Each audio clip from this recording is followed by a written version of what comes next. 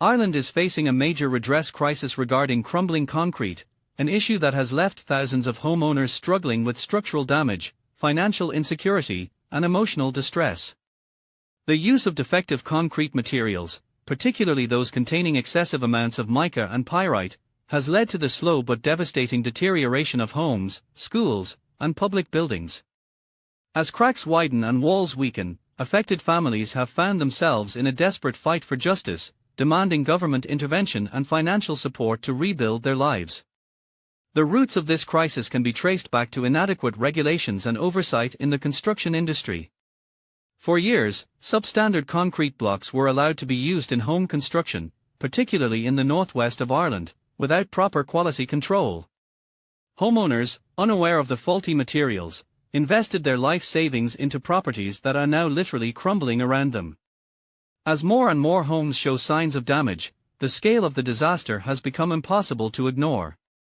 The government has acknowledged the severity of the crisis and has introduced redress schemes aimed at assisting affected homeowners. However, these schemes have been widely criticized for their limitations, bureaucratic hurdles, and slow implementation. The initial compensation plan covered only a fraction of the rebuilding costs, leaving families with an unbearable financial burden.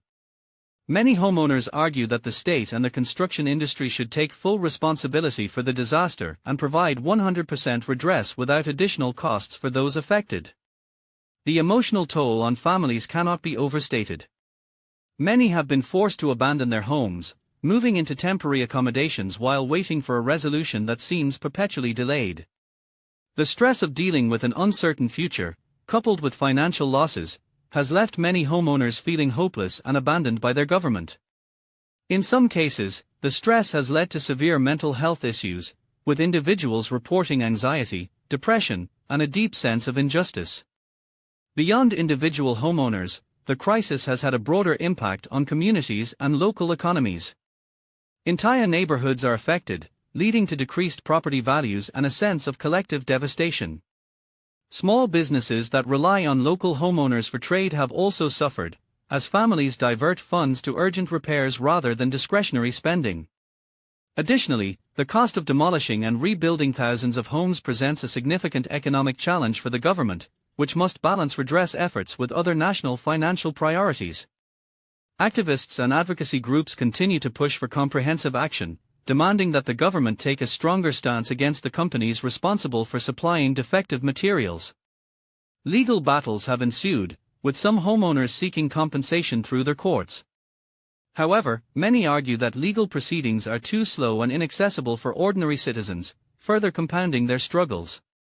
The lessons from this crisis highlight the importance of stringent construction regulations and industry accountability.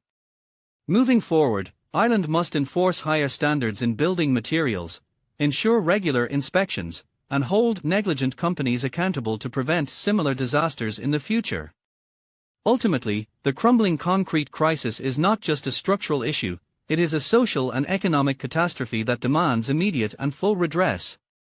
Until affected homeowners receive fair compensation and the assurance that such negligence will never happen again,